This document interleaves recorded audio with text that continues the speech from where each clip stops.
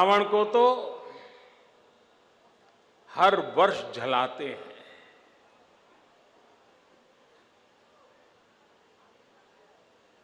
आखिरकार इस परंपरा से हमें क्या सबक लेना है? रावण को जलाते समय हमारा एक ही संकल्प होना चाहिए कि हम भी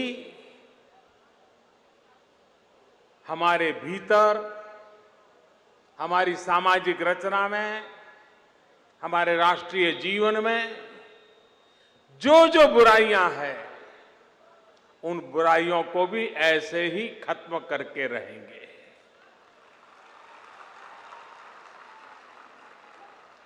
और हर वर्ष रावण जलाते समय हमने हमारी बुराइयों को खत्म करने के संकल्प को अधिक मजबूत बनाना चाहिए और उसमें विजयादशमी के समय हिसाब किताब भी करना चाहिए कि हमने कितनी बुराइयों को खत्म किया। आज शायद उस समय का रावण का रूप नहीं होगा, आज शायद उस समय जैसी राम और रावण की लड़ाई भी नहीं होगी, लेकिन हमारे भीतर अंतर्द्वंद एक अविरत चलने वाली प्रक्रिया है। और इसलिए हमारे भीतर भी ये दशहरा जो शब्द है, उसका एक संदेश तो यह भी है कि हम हमारे भीतर की 10 कमियों को हरें, उसको खत्म करें। 10 हरा, उसको खत्म करें। जीवन को पतन लाने वाली जितनी जितनी चीजें हैं, उस पर विजय प्राप्त किए बिना जीवन कभी सफल नहीं होता है।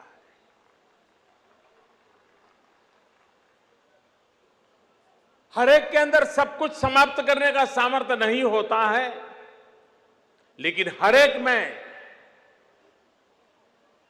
ऐसी बुराइयों को समाप्त करने के प्रयास करने का सामर्थ्य तो ईश्वर ने दिया होता है। और इसलिए समाज के नाते, व्यक्ति के नाते, राष्ट्र के नाते हमारे भीतर विचार के रूप में, आचार के रूप में, ग्रंथियों के रूप में, बुरी सोच के रूप में जो रावण बस रहा है, उसे भी हम लोगों ने समाप्त करके ही इस राष्ट्र को गौरवशाली बनाना होगा। आतंकवाद के खिलाफ सबसे पहले कौन लड़ा था? कोई फौजी था क्या? कोई नेता था क्या?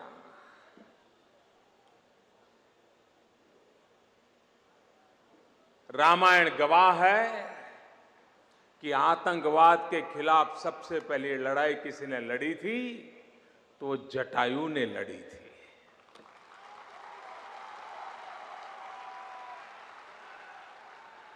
एक नारी के सम्मान के लिए रावण जैसी सामर्थ्यवान शक्ति के खिलाफ एक जटायु जूझता रहा, लड़ता रहा।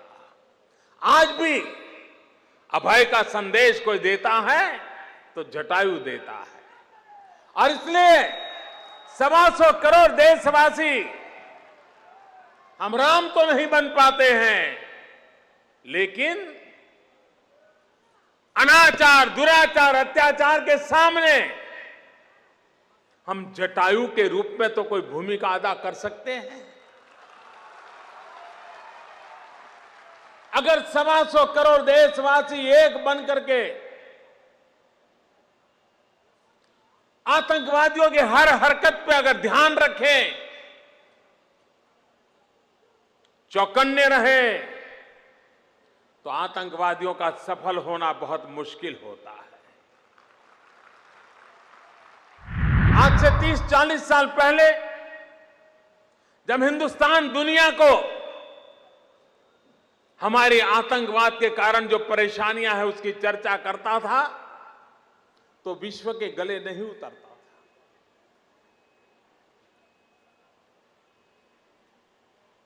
92-93 की घटना मुझे याद है। मैं अमेरिका के स्टेट डिपार्टमेंट के स्टेट सेक्रेटरी से बात कर रहा था और जब मैं आतंकवाद की चर्चा करता था तो वो मुझे कह रहे थे ये तो आपका लॉ एंड ऑर्डर प्रॉब्लम है। मैं उनको समझा रहा था कि लॉ एंड ऑर्डर प्रॉब्लम नहीं है, आतंकवाद कोई और चीज है।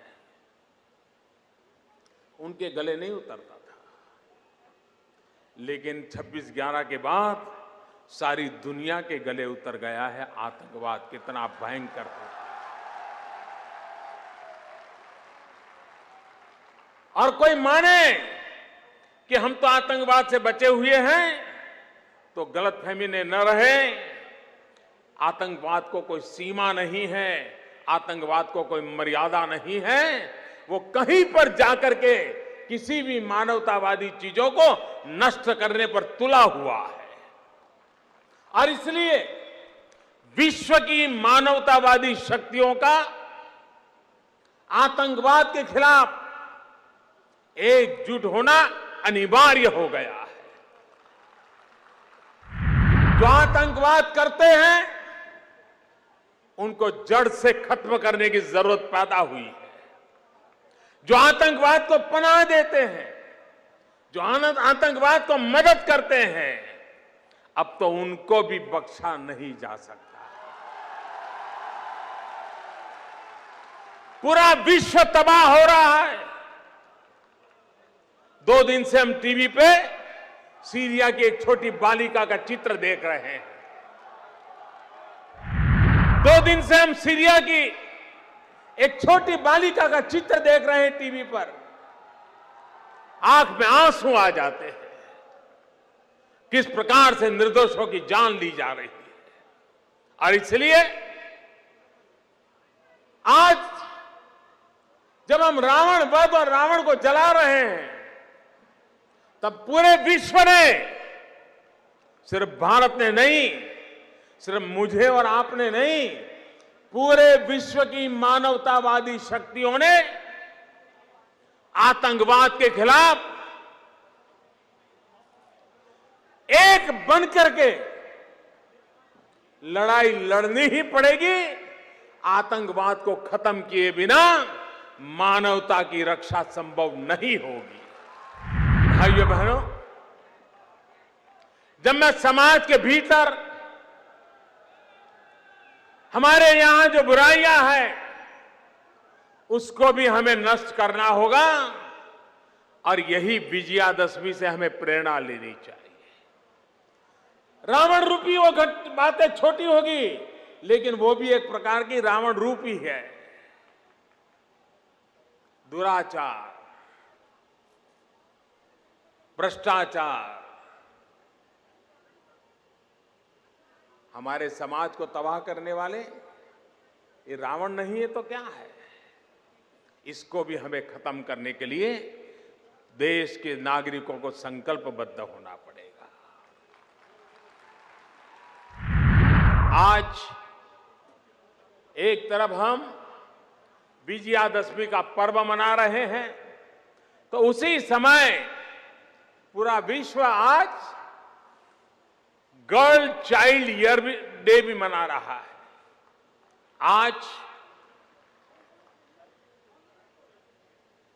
गर्ल चाइल्ड डे भी है। मैं जरा अपने आप से पूछना चाहता हूं, मैं देशवासियों से पूछना चाहता हूं कि एक सीता माता के ऊपर अत्याचार करने वाले रावण को तो हमने हर वर्ष जलाने का संकल्प किया हुआ है और जब तक पीढ़ियां जीती रहेगी रावण को जलाते रहेंगे क्योंकि सीता माता का अपहरण किया था। लेकिन कभी हमने सोचा है कि जब पूरा विश्व आज गर्ल चाइल्ड डे मना रहा है तब हम बेटे और बेटी में फर्क करके मां के गर्भ में कितनी सीताओं को मौत के घाट उतार देते हैं। ये हमारे भीतर के रावण को खत्म कौन करेगा? क्या आज भी 21वीं शताब्दी में मां के गर्भ में बेटियों को मारा जाएगा? अरे एक सीता के लिए जटायु बलि चढ़ सकता है, तो हमारे घर में पैदा होने वाली सीता को बचाना हम सबका दायित्व होना चाहिए।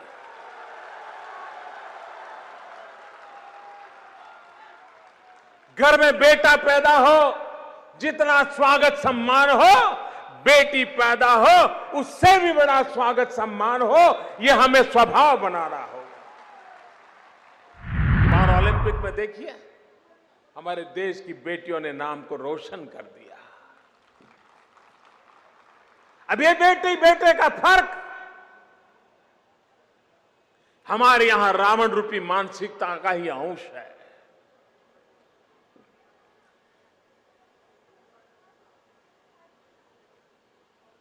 शिक्षित हो अशिक्षित हो, गरीब हो अमीर हो, शहरी हो ग्रामीण हो, हिंदू हो मुसलमान हो, सिख हो ईसाई हो बौद्ध हो,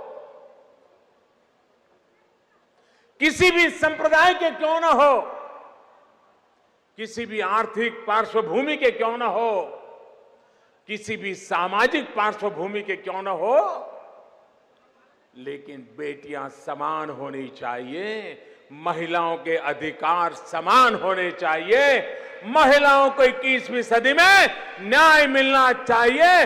किसी भी परंपरा से जुड़े क्यों ना हो, किसी भी समाज से जुड़े क्यों ना हो, महिलाओं का गौरव करने का ये युग हमें स्वीकारना होगा।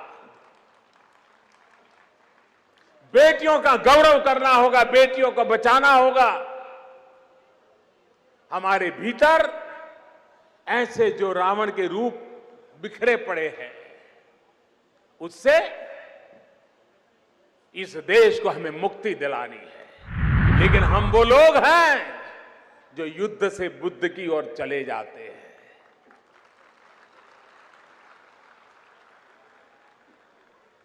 समय के बंधनों से, परिस्थिति की आवश्यकताओं से युद्ध कभी कभी अनिवार्य हो जाते हैं, लेकिन ये धरती का मार्ग युद्ध का नहीं, ये धरती का मार्ग बुद्ध का है। और ये देश सुदर्शन चक्रधारी मोहन को युग पुरुष मानता है, जिसने युद्ध के मैदान में गीता कही थी। यही देश चरखाधारी मोहन, जिसने अहिंसा का संदेश दिया, उसको भी युग पुरुष मानता है। यही इस देश की विशेषता है कि दोनों तराजू पर हम संतुलन लेकर के चलने वाले लोग हैं। और इसलिए हम युद्ध से बुद्ध की यात्रा वाले लोग हैं। हम हमारे भीतर के रावण को खत्म करने का संकल्प करने वाले लोग हैं। हमारे देश को सुजलाम सुफलाम बनाने का संकल्प करके निकले हुए लोग हैं।